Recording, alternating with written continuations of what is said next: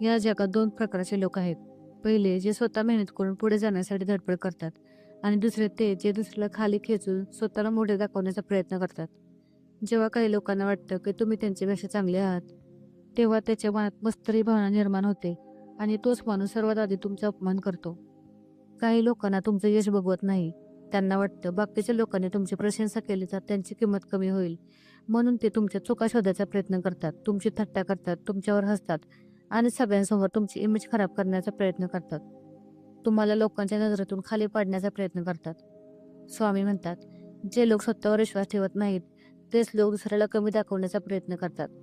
कारण त्यांना सतत असे वाटत असते की हा माणूस माझ्यापेक्षा पुढे जाईल. म्हणजे ते लोक तुमच्या आत्मविश्वासावर हल्ला करतात. तुमची कमजोरी ते ओळखतात आणि त्याच्यावरती हल्ला करायला सुरुवात करतात.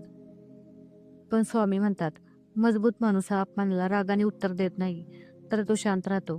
कारण त्याला माहीत असतं जास्त बोलून काहीच होणार नाही. काम करून उत्तर द्यायचं असतं आणि जेव्हा वेळ येते तेव्हा त्याचं यशच सगळ्यात मोठं उत्तर असतं. पण इथे एक गोष्ट समजून घ्या, जेव्हा तुम्ही शांत राहता तेव्हा काही लोकांना असं वाटतं की तुम्ही कमकुवत आहात. त्यामुळेच ते तुमचा अपमान करत असतात. पण हे सत्य त्यांना माहीत नसतं. शांत राहणे म्हणजे कमजोरी नाही.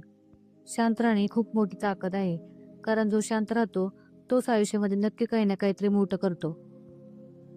आणि आपल्याला माहीतच आहे, जगातील अनेक यशस्वी लोक कधी ना कधी अपमानित झाले असतील. पण त्यांनी त्यांच्या अपमानाला कमजोरी बनवून दिले नाही. त्यांनी त्यांच्या अपमानाला प्रेरणा बनवलं आणि म्हणूनच ते आज इतके पुढे आहेत. स्वामी म्हणतात, ज्यांना तुमची प्रगती सहन होत नाही, ते लोक तुमच्या आयुष्यामध्ये कायम राहणार नाहीत. कारण वेळेनुसार सत्य आपोआप सगळ्यांसमोर येतं. आज जे लोक तुमचा अपमान करत आहेत, तेच लोक एक दिवस तुमचे यश पाहून शांत बसतील आणि तेव्हा तुम्हाला समजेल, हा अपमान तुम्हाला थांबवण्यासाठी नव्हताच, तो तुम्हाला मजबूत बनवण्यासाठी होता. आयुष्यातील काही अपमानच तुम्हाला मजबूत बनवतात.